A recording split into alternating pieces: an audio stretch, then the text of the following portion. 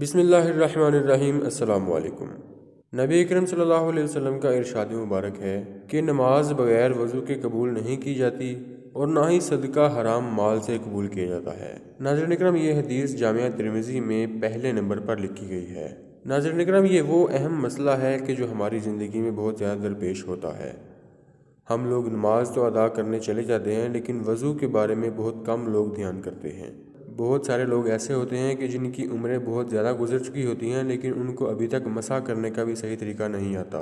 ہمیں چہرہ دھونے، بازو دھونے، سر کا مسح کرنے اور پاؤں دھونے میں بہت زیادہ احتیاط برتنی چاہیے کہ ہم جو وضو کا اصل طریقہ ہے اس پر پورے اتریں۔ اور دوسری بات یہ ہے کہ صدقہ صرف حلال مال سے اللہ تعالیٰ قبول کرتا ہے، اور ہمیں چاہیے کہ جو ہم مال کماتے ہیں وہ حلال ہی ہو، اور یہ صرف حلال ہی ہے جو کہ ایک مسلمان کی زندگی کو پرسکون بناتا ہے۔ اگر آپ کے پاس حرام مال ہے تو وہ کسی بھی صورت میں کسی کو چین نہیں لینے دیتا، اور یہ حرام مال میں قباحت بھی اتنی ہے کہ اللہ تعالیٰ بھی اس مال کو قبول نہیں کرتا۔ چاہے آپ اس کو اللہ کی راہ میں قربان کریں، کسی غریب کو دے دیں یا کسی مسجد کو۔ اس حدیث مبارکہ میں یہ واضح الفاظ ہیں کہ اللہ تعالیٰ حرام مال کے صدقے کو قبول نہیں کرتا۔ ہمیں اللہ تعالیٰ کے آگے یہ دعا کرنی چاہیے کہ یا اللہ ہمیں ہر حرام سے بچا اور ہمیں اپنے پاک خزانوں میں سے حلال، پاک اور طیب عطا فرما۔